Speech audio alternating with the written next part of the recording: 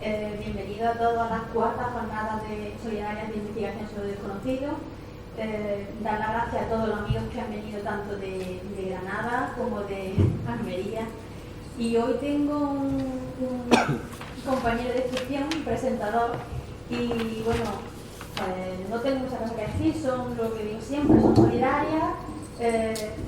Pedir disculpas si en la organización o algo así pues las cosas no salen como en otros sitios más importantes, pero aquí se hace lo que se puede, no tenemos mucha ayuda, así que aquí lo que hay es mucho interés y mucho corazón, así que yo creo que poco puedo decir, prefiero pasarte a ti que presente aquí al padrino y nada, a ti. Muchas gracias, Mar. Bueno, pues vamos a empezar esta cuarta jornada solidaria con David Mulé. David Mulé estudió periodismo en la Universidad Complutense de Madrid, director y presentador de los programas radiofónicos Tras los Límites y La Constante, sus colaboraciones en diversos programas de radio como Elena en el País de los Errores, Otros Mundos o La Rueda del Misterio, le dan un bagaje a su trayectoria de más de 10 años. Ponente en diversos congresos, incluidos los 3 anteriores en Jaén, también organizó las primeras jornadas solidarias de Lo Extraño en Pozuelo de Alarcón. Ha colaborado en revistas especializadas como Avalon, Clave 7, El Ojo Crítico y Enigmas. Y en televisión ha colaborado, entre otros, en el programa Expediente Murcia. Poquita cosa, David. Bueno, pues os dejo con David Mulé y que nos va a hablar de anatomía de un ser de las estrellas, de los tripulantes de los ovnis. David Mulé. Bueno, pues muchas gracias. No sé si se me oye bien, yo espero que sí. La luz no se puede bajar más, ¿no? ¿Sí? Un poquillo sí. Porque yo le comentaba antes a Mar que hoy me apetecía hacer algo especial. La monotonía a mí me cansa, ¿no? Y entonces digo, pues yo siempre hago las charlas así como muy... Pues eso, pues lo que es una charla típica, ¿no? Y hoy me apetecía pues hacer algo diferente, me apetecía... Pues como persona de radio que soy, me apetecía hacer algo parecido a un programa de radio, ¿no? Por eso la idea era que saliera el audio por los altavoces y pudiéramos aquí entrar un poco en el ambiente, ¿no? Yo sé que más la luz no se puede bajar porque si no los divulgadores del misterio me matan, porque no se me va a ver en el vídeo, me imagino, pero si se pudiera bajar yo lo pediría. Básicamente, ¿por qué? Porque yo siempre suelo hablar muy distendido, siempre suelo... Pues hablar con la gente del público pues como hablaría con cualquier amigo, ¿no? Es mi manera de ser. Y los temas estos del misterio, pues no los suelo tratar pues en plan de terror, de miedo y esas cosas, pero fíjate que hoy me apetecía. Así que si se puede poner en más penumbra, ahí ya estoy. Bueno, ahora estoy yo como si me estuvieran haciendo el 3er grado con el foco este que me está guiando, pero no pasa nada. Si ves que me agacho, es que es la luz. En primer lugar, quiero agradecer, como siempre, a Mar que cuente conmigo para estas charlas. Para mí es un orgullo y una satisfacción, como diría el anterior rey. Lo paso genial siempre en Jaén. Para mí es un lugar, es como estar en casa. Es un lugar fetiche, como dirían algunos, ¿no? Ser el padrino de estas charlas a mí me encanta, ¿no? Me congratula, como dirían. Y nada, y aquí estaremos pues todos los años que me necesites, por supuesto. Este año, de hecho, estaba bastante parado, pero no podía faltar aquí a Jaén. Y era algo que me apetecía mucho y bueno, y espero pues que os agrade la charla de hoy, ¿no? Creo que lo he dicho ya, pero de todas maneras, si no lo he dicho, lo repito. Bueno, si lo he dicho, lo repito, perdón. Que quiero agradeceros a los que estáis aquí esta tarde de viernes a las 7:25, sabemos que es una hora un poco complicada, pero os agradezco que hayáis acercado a escuchar esta charla, ¿no? Y por supuesto a ver todas las charlas que organiza Marc Contreras con toda esa ilusión que hace que más especial, ¿no? Que podamos juntarnos cada año aquí en Jaén. Como decía, vamos a tratar de hacer un programa de radio. A lo largo de la historia se han sucedido multitud de encuentros con supuestos seres venidos de las estrellas. Muchos de estos casos han sido recogidos por muchos investigadores, por diversos investigadores, o periodistas, por supuesto. Esta charla pues, precisamente va a ir sobre el punto de vista periodístico. Vamos a hablar de sucesos, vamos a comentarlos. No vamos a meternos de lleno en si el caso era auténtico, si el caso es falso, si había posibilidades de fraude, si era una mala interpretación del testigo. Simplemente vamos a hacer un pequeño recorrido por los diferentes tipos de, pues de supuestos seres alienígenas o criptozoológicos que se ha encontrado el ser humano, ¿no? Y pues hay que decir que pues, instintivamente el término humanoide o extraterrestre siempre está asociado a un ovni, ¿no? Pero como observaremos, pues no siempre han sido vistos juntos. Y eso me hace plantearme una pregunta. ¿Por qué los humanoides tienen que ser extraterrestres? Teniendo en cuenta de que no sabemos que los platillos volantes o que los ovnis, mejor dicho, sean de procedencia extraterrestre. ¿Por qué tienen que ser estos seres extraterrestres? Un ser desconocido pues puede ser cualquier cosa, ¿no? Desde lo más fácil, un error de interpretación del testigo, como decía, pues hay infinitas teorías, ¿no? que puedan explicar el origen de algo que nunca hemos visto. Pero ¿por qué extraterrestre? Yo pienso que porque desde siempre hemos querido pues, viajar a las estrellas, ¿no? Viajar y pensar que no somos los únicos que existen en el universo. De momento no hemos encontrado pruebas que nos demuestren que exista vida inteligente fuera de este planeta. Pero estos casos de los que vamos a hablar, pongámonos por un momento en la piel de que sí, de que son extraterrestres. A mí me acojonaría, sinceramente. Porque hay casos que de lo más variopintos, ¿no? Esos de los que vamos a hablar ahora mismo. También yo pienso que el contexto sociocultural, esto se suele comentar mucho, ¿no? Que el contexto sociocultural del testigo pues suele influenciar a la hora de un encuentro del tercer tipo, ¿no? A la hora de tener un encuentro con seres, con supuestos tripulantes de los ovnis. Por eso mi pregunta, ¿no? Anatomía de un ser de las estrellas, los tripulantes de los ovnis, ¿quién sabe? Antiguamente, me refiero a antes de 1947, antes de que comenzara la edad moderna de los platillos volantes, de los ovnis en este caso, hay que decir pues, que estos supuestos tripulantes pues, quizás eran llamados de otras maneras, ¿no? Como duendes, incubos, súcubos o cualquier otro tipo de ser mitológico. Y esto pues, también me hace hacerme otra pregunta, ¿no? ¿Es el fenómeno el que se transforma con la sociedad mutando o más bien somos nosotros los que cambiamos y el fenómeno sigue siendo el mismo? Vamos a comentar, como decía, los casos más importantes de la edad moderna de la ufología, es decir, vamos a partir de 1947.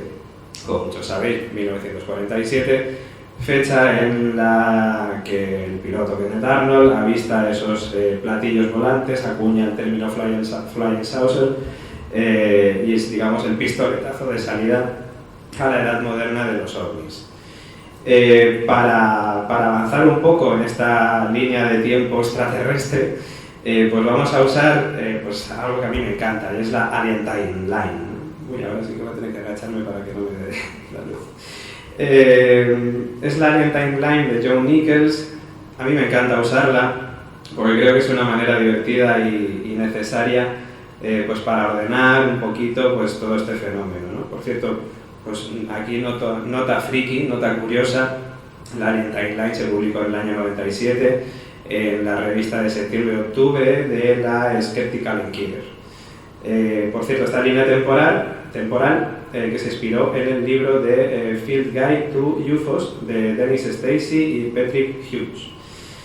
Es cierto que en este libro pues, no se hacía mención a casos, bueno, en esta línea temporal no se hace mención a casos, yo creo que imprescindibles, de los que sí vamos a hablar en esta charla, pero no aparecen reflejados, por ejemplo, aunque muy parecidos, sí, desde luego, pues el caso de Whitley Strieber, ¿no? Con su famoso extraterrestre de Communion, o los famosos grises de Bud Hopkins, aunque, bueno, pues hay que decir también que estos son el auténtico molde de la imagen que tenemos actualmente de los extraterrestres, pero luego al final de todo hablaremos también de la imagen que tenemos actualmente de los extraterrestres. Pero bueno, tranquilos que no vamos a incluir a todos estos que aparecen en la charla, porque si no nos tiraríamos años, no digo días porque ya serían años, y más habría que ir caso por caso comentando y tratando de averiguar la verdad. Verdad que a día de hoy yo creo muy complicada, ¿no?, de descubrir. También hay que advertir bueno, pues que en esta charla tampoco pretendo dar juicio de valor sobre la posibilidad, ya lo decía antes, pero lo repito por si acaso, de que estos casos puedan ser reales, fraudes, errores de interpretación o cualquier otro tipo de explicación, ¿no? Aunque no descarto también hacerme preguntas sobre la marcha. Vamos a empezar con la primera de las imágenes de todas. Año 1947, ya decíamos, Kenneth Arnold. 1947, un año también en el que parece ser, como dicen, voy a nombrar varias veces a mis compañeros de Terra Incógnita, como dicen ellos, un año complicado para pilotar ovnis. Incidente de Roswell. Pero bueno, nos vamos a centrar en estos señores, en estos hombrecillos verdes, que así era como les llamaban en aquella época. Vamos a viajar hasta Italia, hasta Villa Santina. Pues hay que decir que el 14 de agosto del año 1947 pues, tenemos el primer caso clásico de humanoides, ¿no? Existía una persona, un divulgador científico y escritor de ciencia ficción llamado Ioannis, que era el seudónimo que utilizaba Luigi Rapucci. En 1964 reveló que el 14 de agosto de 1947 había sido testigo de algo increíble. En la localidad de Villa Santina, como decía, había observado a pocos metros un ovni posado en la tierra y junto a ello una serie de pequeños humanoides. Esto, según Ioannis, pues le habían paralizado para después subir a la nave y desaparecer. En aquel entonces Rapucci se encontraba en una época pues un poco convulsa a nivel personal, ¿no? Necesitaba aclarar sus ideas, necesitaba encontrar su camino, así como pues, una ocupación también que le hiciera vivir. En aquel entonces se encontraba viviendo junto a su familia en la localidad de Tolmezzo, ¿no? Capital de la provincia de Caria. Amaba salir de excursión a la montaña para estar con la naturaleza, tratar de pensar en sus historias mentales que tenía por aquel entonces, ¿no? En aquella mañana del 14 de agosto pues, se encontraba de paseo por el valle del torrente de Chiasso, equipado con una mochila y un piolet. Poco después de las 9 de la mañana pudo vislumbrar una extraña imagen entre los árboles. Un extraño y reconocible objeto de forma lenticular, de unos 10 metros de diámetro aproximadamente, y estaba además posado sobre el suelo. El objeto, pues como digo, era metálico, tenía un color rojizo y además una antena en el centro. Una antena que parecía como retráctil, como parecido a estos pies de micro que tenemos aquí. Rapucci decidió acercarse al objeto para verlo más de cerca y no sin antes pues, escrutar un poco pues, el paisaje, ¿no? Quizás en busca de otros posibles testigos que podrían estar por allí en ese entonces. En ese momento vio aparecer a dos pastores pensó en un principio, que se estaban acercando y que bueno, pues él pensó que era posible que estuvieran viendo también ese objeto, ¿no?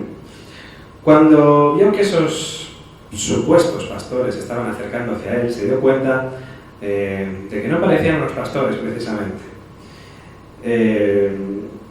Este señor, Ioannis, o Luigi Rapucci, les hizo una señal como, oye, venir, que quiero que veáis esto, ¿no? Aquí hay algo interesante.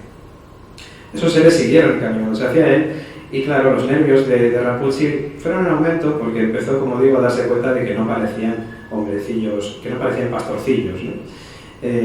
Sino que se trataba de dos extraños seres de baja estatura que llevaban pues un traje azul negro de una sola pieza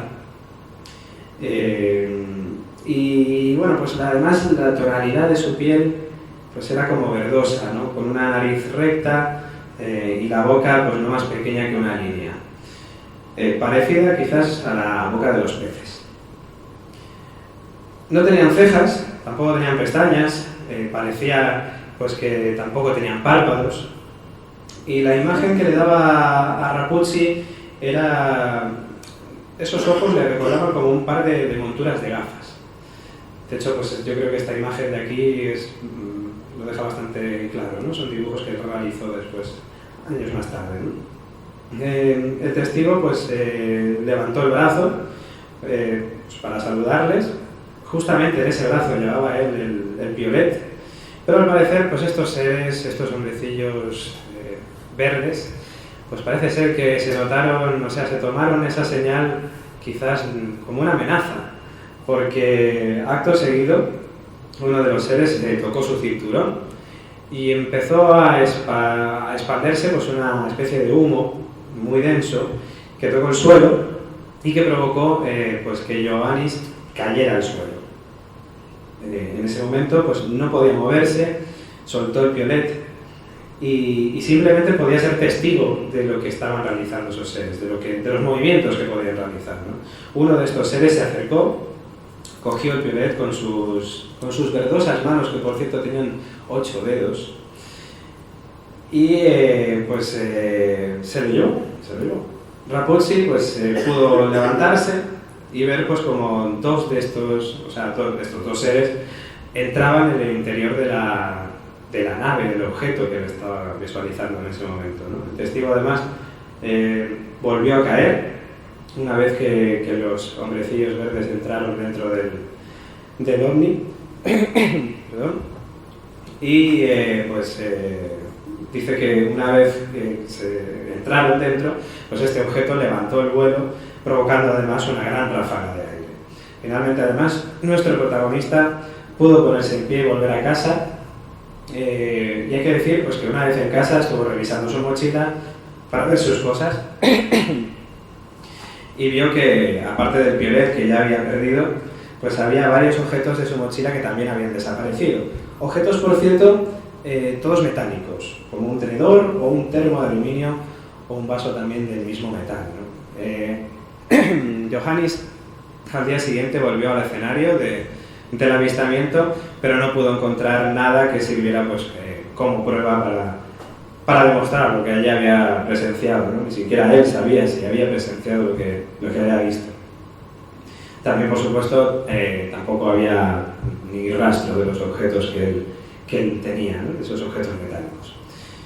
Este es uno de los casos. Vamos con otro de los casos. Este además me gusta mucho. Bueno, todos me gustan mucho, ¿no? Pero este en concreto le tengo especial cariño porque estos seres, el monstruo de Flatbush, como se le llamó, bueno, este ser, el monstruo de Flatbush, como se le llamó, como decía, evidentemente nos vamos a Flatbush, nos vamos al condado de Braxton, a Virginia Occidental, a Estados Unidos, y en concreto al 12 de septiembre de 1952. Como decía, este caso me gusta mucho porque estos seres, bueno, este ser, porque se encontraron uno que yo sepa, me recuerda mucho a los villanos mayores de la serie Doctor Who, que son los Daleks. Tienen un cierto parecido, evidentemente no son iguales, ¿no? Pero me lo recuerdan muchísimo. Ya lo comentaba antes de la presentación, también tengo un podcast que se llama La Constante y hablamos mucho de series y no tiene nada que ver con estos temas del misterio. De hecho no soy yo, es otra persona.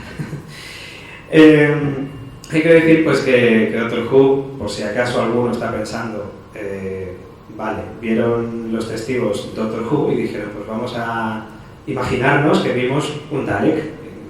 Vale, no. Doctor Who se empezó a emitir en el año 1963, es decir, 11 años después del caso del monstruo de Flatbush, ¿no? Puede ser, eso sí, que a la hora de realizar la serie sí que se hayan inspirado en el monstruo de Flatbush para crear a los Daleks. Aquí vemos una familia. Bueno, una familia... No todos son familia, vemos que son amigos. Edward y Fred May, que son dos de las personas que están aquí, estaban jugando con sus amigos Tommy Hayer, Neil Nunley y Ronnie Shearer en un partido de fútbol americano, cuando ven de repente un objeto brillante que cruza el cielo. Dicho objeto parece, pues al principio, una estrella junto a una colina. Al verse pues, sorprendidos, deciden acercarse a ver qué es lo que está pasando, ¿no? Pero antes de ello, pues deciden avisar a la madre a May, la madre de Edward y de Fred. Catherine, que se llamaba así, la madre, decide acompañarles a la colina, pues movida también por la curiosidad, ¿no? Suben acompañados de los otros niños, amigos de ellos. Perdón. Y además también sube con ellos un agente de la Guardia Nacional, en aquel entonces un adolescente de 17 años, si no recuerdo mal, 16-17 años, llamado Eugene Lemon. Subieron por la colina y de repente pues vieron un fogonazo al subir a la colina, como de una luz rojiza. Y además de todo esto, brillante. Subieron a la colina, como digo, vieron además también pues que estas luces parecían provenir de un objeto cilíndrico, de un objeto esférico más bien, con una luz incandescente. Lemon se percató de que en una de las esquinas del bosque, pues había algo que se movía. ¿Y qué era ese algo que se movía? Pues un ser de unos 3 metros de altura, completamente negro, con una forma cónica. Una cabeza completamente, redonda, con unos ojos muy fuertes, que emitía además una especie de haz de luz rojiza. Era una especie de entre luz rojiza y púrpura, que además le recordaba mucho a los faros. Detrás de la cabeza tenía algo como, pues, con forma de as de picas, ¿no? Como podéis ver aquí en la diapositiva que tenemos aquí atrás, ¿no? Aquí también veis un recorte del periódico. Tenía pues, además una especie de falda acartonada, esa parte de aquí abajo que estamos viendo, que no supieron describir mejor, ¿no? Simplemente pues dijeron que parecía una falda acartonada. Además el ser, pues parece ser que se desplazaba sin piernas, como que levitaba, algo pues que en otros casos relacionados con humanoides también se ha repetido, ¿no? La mirada del ser se posó en uno de los niños y este se quedó completamente paralizado. El ser, pues plácidamente, después de esto, se dio la vuelta, se metió entre el bosque y desapareció. Y no solo desapareció el ser, sino que también desapareció el objeto. Pero en su lugar, pues apareció una especie de neblina que les provocó pues, un problema a la hora de respirar. Empezaban a ahogarse. Además notaban también como que empezaban a llorar, además. Digamos que los efectos eran parecidos a los del gas lacrimógeno. Una vez que se reponen, se van al pueblo, evidentemente conmocionados, y allí contactan con el sheriff Robert Carr. Y además con el periodista Ali Stewart, director del Braxton Democrat, un periódico local. Ambos les entrevistaron y pensaron que decían la verdad. Carr y Stewart decidieron ir a la zona de avistamiento y no vieron nada. Pues, lo único que notaron fue pues, una especie de olor que les recordaba como a metal quemado o semi-derretido, más o menos. Además también notaron cierta dificultad a la hora de respirar. Otros testigos, no solamente estos de los que comentábamos, también informaron de avistamiento de ovnis por la zona un par de días antes, o incluso la madre de Eugene Lemon contó que el mismo día del avistamiento, momentos antes del incidente, notó que la radio pues de su casa empezaba a realizar una serie de interferencias que duraron aproximadamente 45 minutos. Y además en ese intervalo de tiempo el teléfono también dejó de funcionar. Bueno, la cosa es que después de esto, nuestros protagonistas, algunos de ellos, empiezan a enfermar. Empiezan, sobre todo Eugene Lemon, a desarrollar unos síntomas pues de irritación de fosas nasales, de dificultad para tragar, como estoy yo hoy también, pero yo no he visto al monstruo de Flatbush, tranquilos. Escozor en la garganta, vómitos, convulsiones, dificultades respiratorias, ¿no? Al fin y al cabo. Síntomas que también se han dado en otros encuentros. Muchos piensan también que estos síntomas se podrían haber debido a una exposición a radiación. Y otros piensan que los síntomas de los mismos eran muy semejantes a los del gas mostaza, ¿no? A los que sufrían las víctimas del gas mostaza, por cierto muy utilizado en la Primera Guerra Mundial, ¿no? Con el paso de los días, pues estos síntomas finalmente desaparecieron. Aquí tenemos a Kelvin May y a Eugene Lemon mostrando pues, un dibujo de lo que ellos vieron aquella noche, ese monstruo de Flatbush, aquí además con esos recortes de periódico que yo creo que todos los periodistas pues, pues nos sentimos debilidad por ello, ¿no? Y luego, pues, ¿qué pasó? Pues que, si no recuerdo mal, creo que Joe Nichols también, entre ellos. Sí, evidentemente Joe Nichols también. Varias personas pues empezaron a conjeturar pues, qué podían haber visto estos testigos, ¿no? Y la idea que ellos tenían era que ellos habían visto un búho. De hecho, pues aquí tenemos el dibujo que realiza Joe Nichols para tratar de justificar que el búho medía 3 metros, ¿no? En este caso pues sería pues, la unión junto con el arbusto y en fin, que podía, debido a la luz que había, a la posición del búho, pues podía ser esa la respuesta, ¿no? Bueno, pues no soy yo quien va a decir si sí o si no, desde luego, tampoco es la intención como decía en un principio, ¿no? Pero bueno, ahí está, ahí lo dejamos. Búho que, por cierto, volverá a aparecer. Se ve que el búho es una explicación que suelen utilizar muchos investigadores a la hora de explicar encuentros con humanoides. Vamos al 21 de agosto del 55, nos vamos a Kelly, a Hopkinsville, a Kentucky, seguimos en Estados Unidos. Los goblins, estos me encantan, los goblins son muy chulos, me gustan mucho. Joseph Allen Hynek, además, investigó este caso. Por cierto, hay que decir que Joseph Allen Hynek, me imagino que todos lo conoceréis, pero por si acaso no lo conocéis, pues será el líder civil del Proyecto Libro Azul, ¿no? Era el cabecilla del Proyecto Libro Azul, ¿no? Ese proyecto que se dedicó a investigar el fenómeno OVNI en los Estados Unidos, ¿no?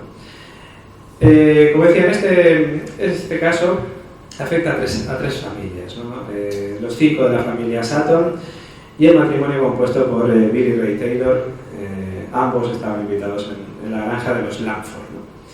A eso de las 19 horas, Billy Ray decide salir de la casa para ir a buscar agua de una fuente. Bueno, esto es cierto que es un poco complicado, ¿no? Porque por un lado te encuentras textos que te dicen que salió a buscar agua en una fuente, otros dicen que salió porque tenían el baño fuera en ese momento.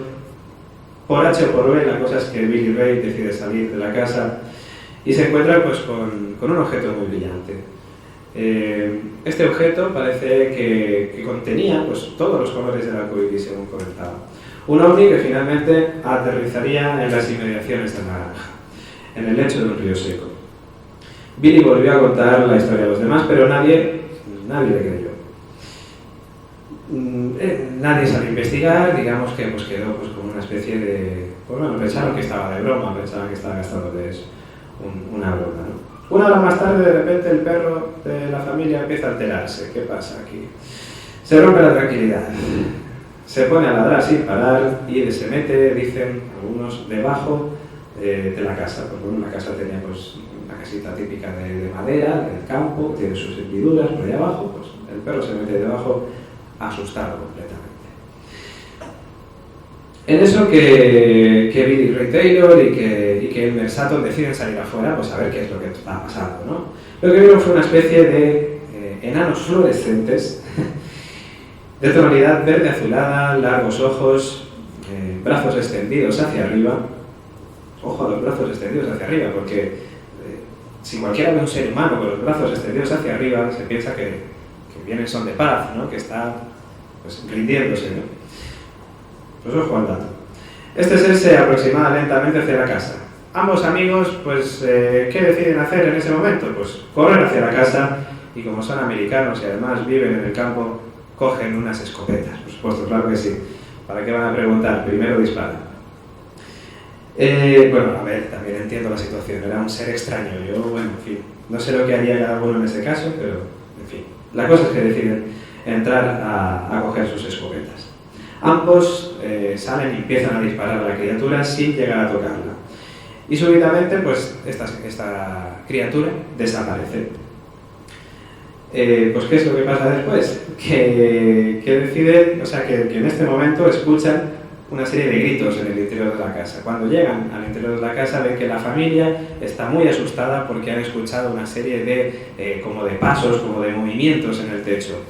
Y evidentemente pues Billy y Elmer pues deciden salir otra vez al patio para comprobar si allí arriba había alguien, ¿no? O estaba ese ser que antes habían visto.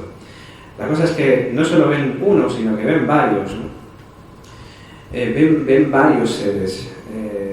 De hecho, ambos amigos empiezan a dispararles con las escopetas y parece ser que alcanzan a uno de ellos.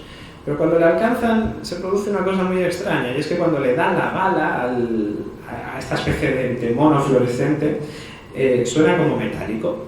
¿Y qué pasa después? Pues que este ser cae del tejado de la casa, pero como flotando. Una vez que llega al suelo, se levanta como si nada y sale corriendo. Es decir, las balas no les hacen nada. Esto es muy extraño. Evidentemente, pues Billy y Elmer pues, se asustan tras esto y deciden entrar a la casa para trincherarse. Una vez allí vieron pues, a través de las ventanas estas figuras, pues como digo, bajitas, de poco más de 1 metro de altura, delgadas, con brazos muy largos, cabezas calvas y desproporcionadas, con una boca enorme y enormes ojos amarillos. Las criaturas estuvieron observando a los inquilinos de la casa, pero no parecían tener intención de entrar. Parecía como si les molestase la luz. Eso es lo que relataban los testigos. Durante 3 horas estuvieron todos los integrantes de esta casa pues, dentro de la casa, ahora de la redundancia, ¿no? Dijeron que contaron incluso hasta 15 seres.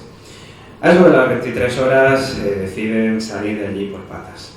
Dicen, no podemos seguir aquí, la situación ya es insostenible, estamos asustadísimos, evidentemente, y lo que hacen es trazar un plan.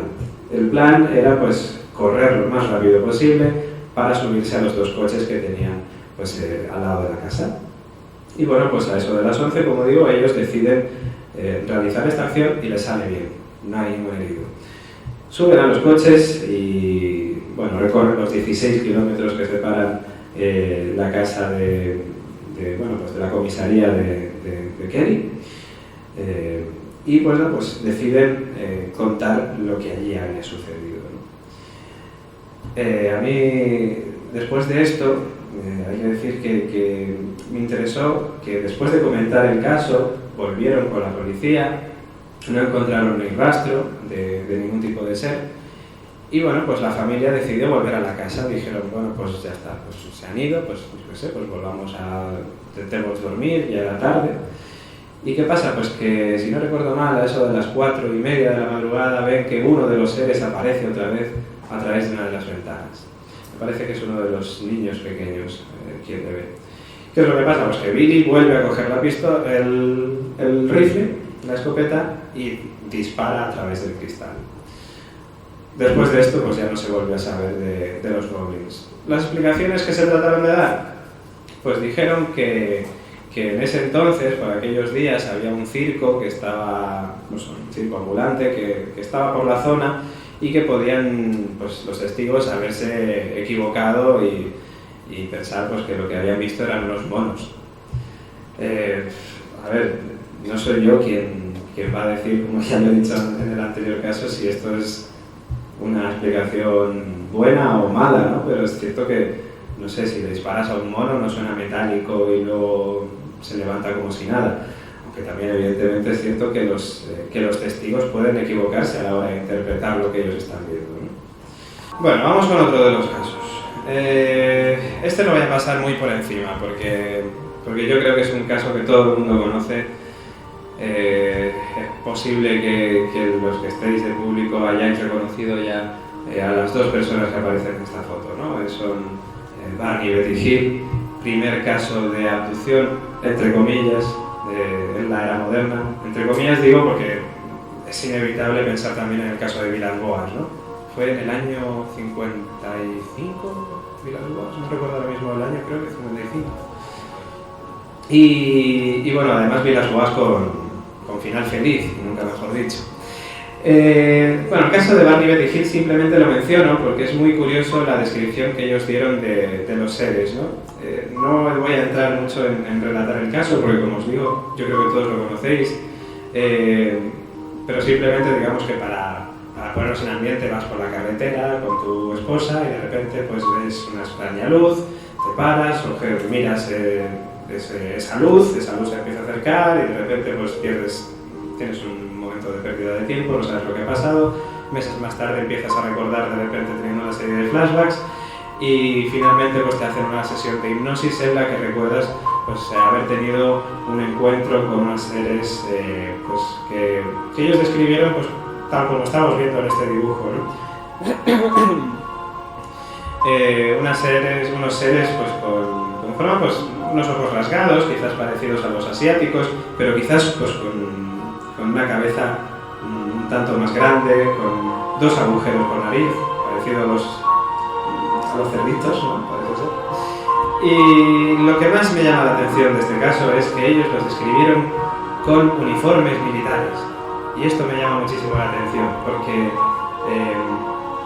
¿cómo pueden haber sido quizás influenciados ellos a la hora de recordar esto, si realmente lo vivieron, que relacionaron extraterrestres con militares, ¿no? Bueno, eso, ya te digo, no voy a entrar en ver si el caso es real, si lo que vieron Barney y Betty Hill realmente existió, o si fueron pues, recuerdos creados, imaginaciones suyas, quizás influenciados por el cine o la cultura de aquel entonces, ¿no? Pero sí que me llama la atención, partiendo de la base de que, venga, aceptamos Pulpo como animal de compañía, decimos que son extraterrestres, ¿y por qué llevan el uniforme del ejército norteamericano con sus gorras y todo? No sé, esto también da pie a la teoría de que quizás estas abducciones pudieran tener un origen no extraterrestre, sino más bien terrestre, ¿no? Y que quizás algunos se podrían plantear la posibilidad de que fueran los propios gobiernos los que realizaran estos experimentos que quizás no podrían hacer de manera legal, pues imaginando o creando pues, estos seres extraterrestres que se dedican a abducir a la gente. Bueno, son teorías, es hipótesis de la gente, ¿no? Vamos con... no puedo dejar el caso de Barney y Betty Hill sin recomendar, por supuesto, el libro El viaje interrumpido de John Fuller. Y bueno, la película que se hizo para televisión, The UFO Incident, con James Earl Jones, que además, para los que somos muy frikis, le reconoceremos porque es la persona que estaba debajo de Darth Vader. Y bueno, pues muy recomendable, ¿no? Para los seguidores de estos temas. Vamos con, yo creo que mi favorito, o mi segundo favorito, los Daleks. El monstruo de Flatus me interesa más. Pero bueno, vamos al Mothman. Vamos al... antes de irnos al Mothman, yo tenía algo preparado por aquí. Y creo que lo he dejado para más adelante, Pascal Bowler. Bueno, no, lo tengo para después, efectivamente, por orden cronológico. Bueno, esto soy yo que de repente hablo conmigo mismo. Vamos a Point Pleasant, vamos al 15 de noviembre del año 66. 15 de noviembre por poner una fecha, porque el Mothman se fue apareciendo durante varios días, ¿no? Fueron numerosos los testigos que dijeron haber visto a este hombre polilla, este ser que estáis viendo en pantalla ahora mismo. ¿Sí? ¿Lo estáis viendo? Sí. Con aquellos ojos rojos que recordaban a los faros de un coche, ¿no? Pues como decía, aunque es cierto que los sucesos relacionados con el Mothman perduraron durante 13 meses, desde noviembre del 66 hasta diciembre del 67, los casos relacionados con el hombre polilla se sucedieron antes y después de estas fechas. Vamos a tomar el caso clásico pues, para ilustrar un poco el encuentro con el Mothman, ¿no? Vamos a, como decía, el 15 de noviembre del año 66. Ese día a las 23:30 de la noche, bueno, evidentemente, dos jóvenes parejas compuestas por Roger y Linda Scarberry y Steve y Mary Mallet se dirigían en coche a buscar a unos amigos. Pasaban cerca de un depósito de TNT, un viejo almacén de la Segunda Guerra Mundial, que además en este depósito pues, se almacenaban evidentemente cargas explosivas, ¿no? Cerca de la verja de la planta generadora, paran el coche porque de repente empiezan a ver una especie de luces rojas, de dos luces rojas. Estas luces rojas pues las pudieron divisar como mitad de la oscuridad. Ya os digo que pararon el coche y vieron que esas dos luces rojas pues parecía que pertenecían a un ser de aspecto gris, de unos 3 metros de alto, entre 2 y 3 metros de alto, con forma parecida a la de un hombre, con unas alas grandes y unidas a su espalda. Y después de esto, después de quedarse evidentemente pues ahí paralizados tras ver esta imagen, el Mothman, bueno, este ser, pues decide darse la vuelta y marcharse tan tranquilo hacia la planta generadora, ¿no? Pues evidentemente, después de ver esto, los protagonistas deciden subirse al coche y salir de allí como alma que lleva el diablo, ¿no?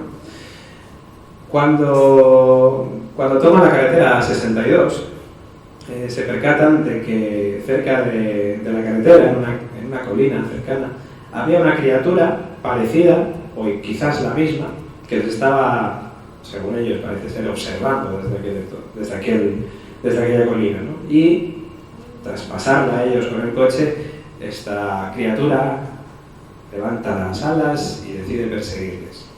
Les persigue además a una velocidad constante, estando siempre en paralelo al coche.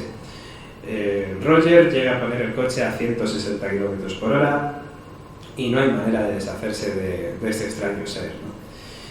Cuando llegan a la entrada de Point Pleasant, de repente el ser desaparece. Evidentemente los protagonistas deciden ir a la comisaría pues, para contar lo sucedido, ¿no? Donde el sheriff, que no dudó de su testimonio, les comentó que no habían sido los únicos, puesto que el día anterior, o ese mismo día, había que decir, un granjero local también había observado a un ser con semejantes, por no decir idénticas, descripciones, ¿no? Idéntico aspecto.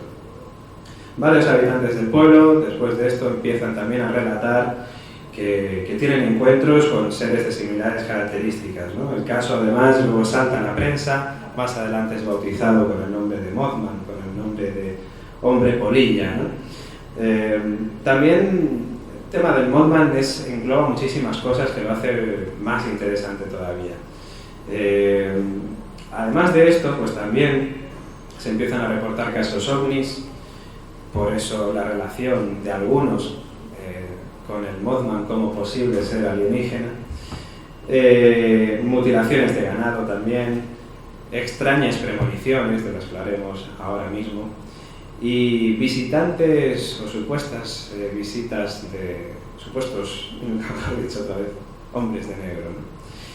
Aunque no es lo que nos ocupa en esta charla, no puedo dejar de pasar la oportunidad de comentar sobre Mary Hyde, ¿no? Mary Hyde, que era corresponsal del diario The Messenger, realizó reportes sobre el caso Mothman, y un día comentaba Mary Hyde que a su casa se presentaron dos hombres vestidos de negro, dos hombres que a muchos quizás nos podrían recordar a la típica imagen del hombre de negro, ¿no? Del Men in Black.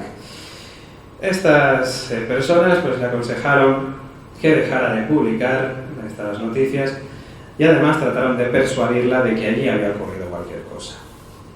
Allí, según ellos, no había ocurrido nada sobrenatural. Además de esto, Mary Hyde también contaba tener un extraño sueño pues, en el que se repetía más. En el que veía pues, como que ella estaba en el puente Silver Bridge, que se sitúa además en la entrada de Point Pleasant, y veía como que este puente se derrumbaba y ella se encontraba en el agua pues, con una serie de regalos, ¿no? Veía cajas envueltos. Algo que finalmente, pues fatídicamente ocurrió el día 15 de diciembre del año 1967. Según algunos, el último caso de avistamiento de Mothman. Bueno, esta tragedia que ocurrió en el Silver Bridge de Point Pleasant se llevó a 46 personas, ¿no? Entre los que había numerosos testigos que habían visto al Mothman también. Curioso. Tampoco puedo seguir hablando del Mothman sin hablar también de una persona. Bueno, está la Mary Hyde, por cierto, he pasado la diapositiva antes. Y no puedo, este es el recorte de prensa de la tragedia de Silver Bridge, otro más. Y no puedo dejar de pasar esto sin hablar de John Keel, un escritor y periodista, uno de los grandes de la temática forteana, de la temática ovni, que en ese momento además se encontraba trabajando para la revista Playboy. Hay que decir también que la Playboy en aquel entonces era una especie de interview de hoy en día, ¿no? O sea, salían chicas desnudas, sí, pero también había reportajes muy interesantes dentro, ¿no? Se hacía periodismo bastante bueno. Hay que decir que luego la película que se hizo, para no generar ahí confusiones, dijeron que John Keel, porque además aparece como reflejado en la figura de Richard Gere en esta película, trabajaba para el Washington Post, ¿no? Para no liar a la gente. John Keel decide, bueno, después de investigar todo este caso, escribir el libro de Mothman Prophecies, que por cierto recomiendo su lectura, y también pues cuenta que Mary Hyde no fue la única que tuvo esa premonición con la tragedia de Silver Beach, sino que también otras personas, testigos que habían visto al Mothman, también comentaban haber tenido una especie de premonición similar, ¿no? Además de todo esto, bueno, hay que decir que, por ejemplo, la señora Thomas, que había soñado que algo caótico sucedía en el puente, o sea, es decir, varias personas que habían sido testigos del fenómeno Mothman o del Mothman, decían también, no todos evidentemente, pero varios habían dicho que también habían tenido premoniciones con el puente de Silver Beach. Tampoco puedo dejar pasar pues, a una persona llamada Audrey Derenberg, que había recibido extrañas llamadas telefónicas de una persona llamada Indrid Cold. Indrid Cold aparece mencionado en el audio que he puesto para comenzar esta charla, ¿no? Indrid Cold además es un personaje, bueno, todo el tema del Mothman es para hacer una ponencia dedicada enteramente al Mothman. Y todo el tema de John Keel, evidentemente, también es para hacer un monográfico dedicado sobre él. Y es que lo de Indrid Cold también llama mucho la atención, ¿no? Alguno decía que era una especie de ser extraterrestre benévolo que venía a advertir a personas que podían estar en peligro, y otros también, pues evidentemente, pensaban que simplemente era una broma telefónica, ¿no? Pero es cierto que Indrid Cold, el hombre sonriente, como algunos le llamaban, pues daría para mucho, ¿no? Finalmente, pues el Mothman dejó de aparecerse en Point Pleasant este 15 de diciembre del año 67, el día de la tragedia de Silver Beach, ¿no?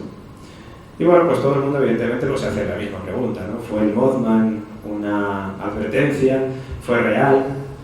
La literatura sobre López Polilla es tan amplia y fascinante que la verdad es que, como os digo, crea ilusión, ¿no? Por su posible existencia, como también decepción por su posible fraude, ¿no? A partes iguales, yo creo. Como decía, muy recomendable el libro de Mothman Prophecies, por supuesto, de John Keel. Y bueno, la película de Mothman Prophecies, inspirada en este libro, basada, aunque no adaptada del todo, pues tampoco está mal. Yo, de hecho, la estuve viendo ayer por la noche, cuando estaba ya ultimando la ponencia, mirando los últimos detalles, ¿no? Y dije, bueno, voy a ver la película con Richard Gere, venga, vamos a ver qué tal. No soy muy fan de Richard Gere, pero en fin, vamos a ver del Mothman, ¿no? Recuerdo que la había visto de pequeño hace mucho, pero no le había hecho mucho caso. Pero en esta ocasión sí que la vi con mucha atención y me pareció muy curioso. Esto, tranquilos, que no es nada sobrenatural, sino que simplemente es curioso que la primera vez que mencionaron el Mothman en la película, de repente pasó una polilla delante de mi ordenador. Digo, vaya, por Dios, se me va a aparecer a mí también ahora. Bueno, vamos con otro. Bueno, por cierto, el Mothman hoy en día es bastante explotado como figura turística de Point Pleasant, y hay de hecho pues, esculturas como esta en el pueblo, ¿no? Otro de los casos que tampoco le quiero hacer, del que tampoco quiero meterme mucho, porque ya lo comenté además en otra charla que realicé aquí en Jaén, y que es bastante conocido, es el de Pascagoula, ¿no? El 11 de octubre de 1973 en Mississippi, donde tenemos a dos testigos que mientras están pescando pues ven un sonido, escuchan un sonido vibrante unas luces azules parpadeantes, después empiezan a ver e informan después de una abombada nave, ¿no? A mí lo que más me interesa de Pascagoula, y ya lo he hecho en otra charla que realicé aquí en Jaén también, pero lo que más me gusta es la conversación que tienen estas dos personas, porque evidentemente ellos relatan, estas dos personas relatan que fueron subidos a esa especie de objeto por seres con esta apariencia, y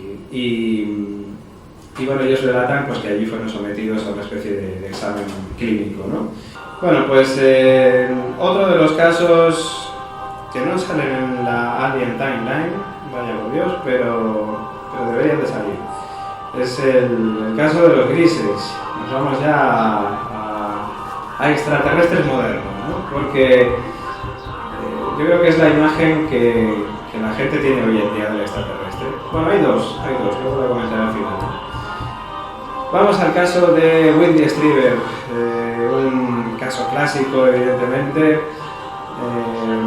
ocurrido el 26 de diciembre del año 1985. Como digo, este 26 de diciembre del año 85, bueno, aquí ya había nacido yo, en las cabañas de Lake Placid, en las afueras de Nueva York, pues teníamos allí al escritor, al novelista Whitley Strieber, con su esposa y su hijo, pues realizando, pues pasando unas vacaciones, ¿no? Unas vacaciones de Navidad.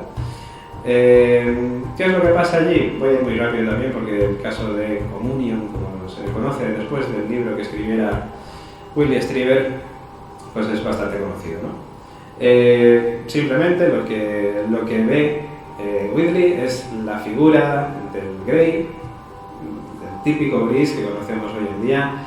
Además me han dicho que voy con poco tiempo, así que tampoco me voy a meter mucho más. Simplemente me parece interesante el caso de Whitley Strieber, porque digamos que abre la veda a que de repente el gris sea el extraterrestre de moda. Vemos como en cada año el extraterrestre va cambiando su forma, y el humanoide, en fin, no sabemos si tiene por qué ser extraterrestre o no, pero bueno, siempre está relacionado con ello.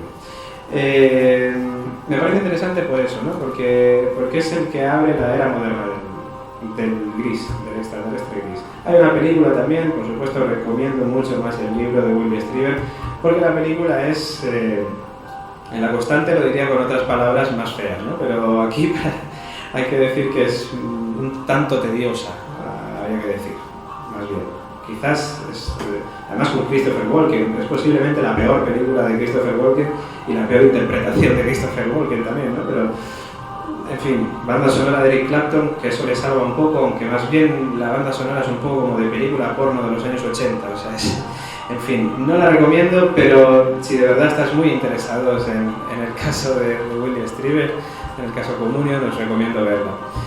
Y luego pues nos vamos a hoy en día, ya para finalizar. Hoy en día, pues como decía, tenemos dos vertientes. Tenemos a los Greys y a los reptilianos. A día de hoy el fenómeno de contactismo o de encuentros ha bajado su intensidad. Ha bajado su intensidad, aunque es posible que los factores socioculturales también sean determinantes a la hora de investigar este tipo de casos. Por lo que no debemos descartar que quizás no haya bajado la intensidad, sino que simplemente el fenómeno sigue vivo, pero no aparecen casos. No aparecen casos, ¿por qué? Pues quizás porque hay menos encuestadores.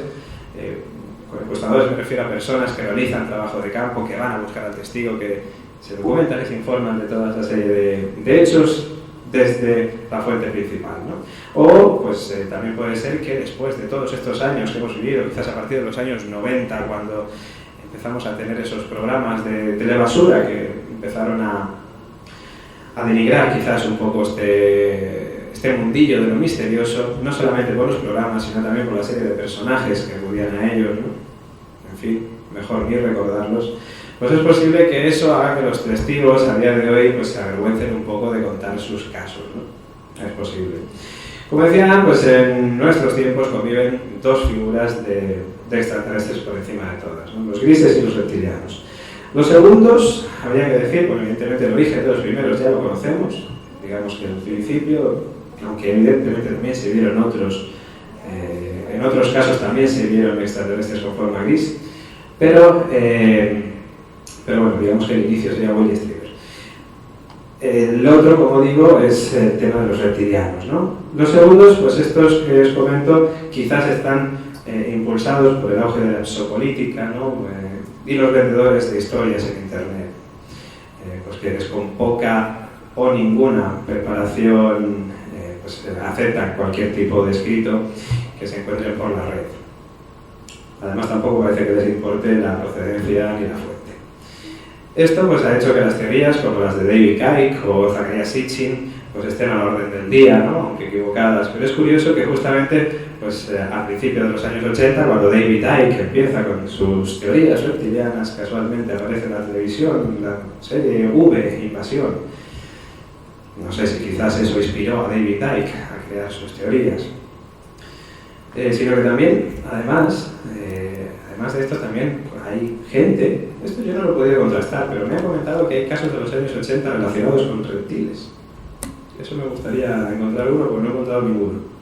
Pero sería curioso que justamente cuando una serie de televisión de moda, como fue V, Invasión Extraterrestre, pues eso, se ponga de moda, porque la redundancia, casualmente sale también David Icke con estas teorías y casualmente también hay casos relacionados con reptiloides. Hombre, no sé si quizás me hace sospechar de la velocidad de los casos, de la veracidad, perdón, pero sí que es cierto que es posible que la influencia sí que pueda hacer que el testigo se equivoque a la hora de describir uno u otro ser, ¿no?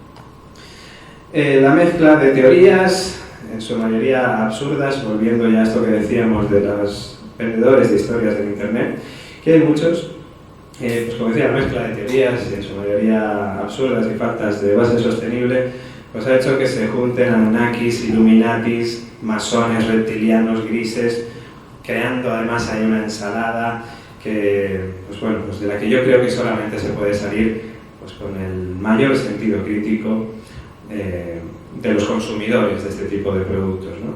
Porque te puedes encontrar cosas como estas, que en fin, relacionar Sumeria con el peinado de Lady Gaga, casualidad. Bueno, yo creo que sí, casualidad.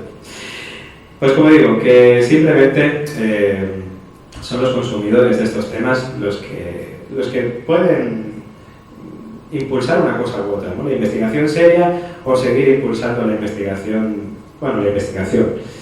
las historias de Internet, ¿no? Las historias de Internet.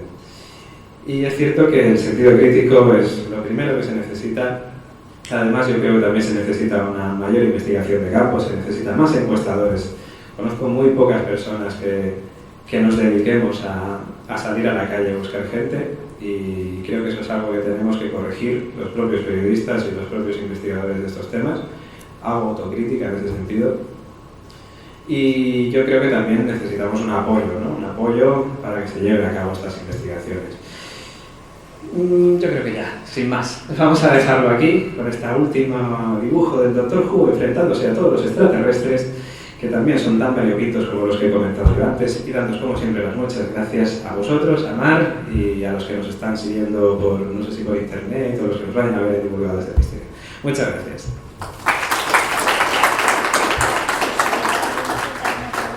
Sí, si alguien quiere realizar alguna pregunta, pues aquí Mar se acerca con el micrófono. Bueno, has dicho que bueno, no se sabe si existen o no. Evidentemente. Sí es cierto que ha habido, bueno, en algunos programas de todas las noticias no ven de estas noticias. No, es muy raro, ¿no? Entonces, en internet, Yahoo, astronautas, como está Astron, que hablan de que sí. Edgar Mitchell era. Edgar Mitchell, pero hay alguno más. Y que incluso en la área 51 dice gente que ha trabajado allí, que lo han tomado por locos, tampoco, yo que sé, que sí, que tenían restos los americanos y que por intereses políticos y militares pues no sueltan prenda, ¿no? Y bueno, claro, es que llevarlo al método científico es un poco complicado, porque si un ser de estos que no tiene por qué dar explicaciones, y ni nadie tiene que dar explicación a nadie, no se va a dejar coger, llevarlo a un laboratorio, hacer pedazos, repetirlo en cualquier parte del mundo, etcétera, etcétera. Entonces, siempre habrá, bueno, esto que dicen estos astronautas, tal y cual, que la NASA es un tema común, pero de segundo nivel, no popular, no populista, pero que se sabe y se conoce, que se habla, pero a un segundo nivel, ¿no? A ver, como detrás de la cortina. Entonces, claro, ¿cómo se llama esto el método científico? Y se dice, tal testimonio, dice, bueno, pero ¿cómo puede decir, investigar, hay fundamento en eso, no hay? No sé, a ver, no sé si se me oye ahora, ya no se me oye, ¿no? ¿Ahora? Ahora sí, vale. Un testimonio siempre tiene que ser tomado en cuenta, siempre tiene que ser tomado en consideración, pero que yo diga que he visto, no te digo un ovni, te digo pues, otra cosa más estrafalaria, te digo que he visto un burro volando esta noche. Y yo puedo ser súper serio, y yo puedo haber trabajado en la NASA, y yo puedo ser cualquier tipo de persona. Puedes creer en mi testimonio, pero ¿eso demuestra que los burros vuelen? No. Ese es el problema. Cuando nos encontramos con el fenómeno humanoide, nos encontramos simplemente con testimonios. En muy pocos casos te puedes encontrar pruebas materiales, pero ¿pruebas materiales de qué? ¿Una quemadura en la Tierra te demuestra que allí ha aterrizado una nave extraterrestre? No. Se dice que allí hay una quemadura en la Tierra. La procedencia, a día de hoy, es imposible conocerla. Entonces yo muchas veces pienso que quizás el tema ovni y el tema humanoide, no sé si estarán ligados o no, no lo sé. Dudo de todo, soy escéptico en buen sentido. Ni creo ni dejo de creer. Yo creo que quizás es algo a nivel personal, No puedo defender esto con ninguna base, con ninguna teoría, simplemente es lo que yo pienso. Yo creo que el fenómeno OVNI está realizado a propósito hacia nosotros. O sea, me refiero a que está dedicado a influenciarnos de alguna manera. O quizás no. O quizás la otra respuesta es que nosotros, influenciados por nuestro contexto sociocultural, somos quienes malinterpretamos lo que vemos. Una persona puede ver, no sé, a lo mejor estamos nosotros de noche en medio del campo y observar una figura extraña y a lo mejor, pues con esa poca luz, tú lo describes de una manera y yo puedo describirla de otra. Es cierto que nos hemos encontrado con casos de muchas personas que han relatado lo mismo, ¿no? Y eso lo que le da, para mí, es más validez. Pero aún así tampoco demuestran la existencia del Mothman. Por ejemplo, el Mothman, porque estaba pensando en el Mothman, pero podría hablar del monstruo de Flatwoods, no demuestra la existencia, simplemente demuestra que demuestra, evidentemente tomando en consideración el testimonio, simplemente lo que podría llegar a demostrar es que esa persona ha tenido esa experiencia. Pero no demostraría en ningún caso que los extraterrestres, que el Mothman o lo que sea, existe. Y ese es un problema. Porque, ¿cómo vamos a conseguir pruebas? Muy difícil. Acabo ya. Es que, claro, hay una cosa, lo que tú has dicho, porque si se dejan ver en la mayoría de los casos, es porque hay una comunicación, de yo a tú, de tú a yo, o yo lo veo, o me dejo verlo, claro. Porque hay una comunicación, el qué quieren decir, es lo extraño, ¿no? Claro, a ver, ahora. Que no hablo dos a la vez, ¿no? A ver, que tú veas un ovni no tiene por qué significar que lo que estés viendo sea una nave extraterrestre. Tú estás viendo un ovni, tú estás viendo un objeto volador no identificado. Puede ser que tú te estés equivocando y lo que veas en el cielo sea algo explicable. Vamos a tener en cuenta, vamos a pensar que descartamos todas las hipótesis. Que no es un meteorito, que no es un bólido, que no es un avión, que no es un helicóptero, vale, etcétera, etcétera. Digamos que es algo desconocido. Tampoco podríamos decir que lo que estás viendo es una nave extraterrestre, porque lo que estás viendo es un objeto volador no identificado. ¿Sabemos cómo es una nave extraterrestre? No, y ese es el problema. Entonces, yo creo que hay que desligar, que todavía a día de hoy parece ser que ligamos mucho el término ovni con el de nave extraterrestre y no es así. Un ovni seguirá siendo un ovni el resto de la historia, un objeto volador no identificado, sea cual sea su procedencia. Ojalá podamos decir algún día lo que he visto era una nave extraterrestre. Joder, a mí me encantaría, yo soy el primero que pondría lo que haga falta para poder contactar con seres de otras civilizaciones, porque estoy convencido de que no podemos estar solos en el universo. ¿Lo dejamos ya? Pues muchísimas gracias a todos.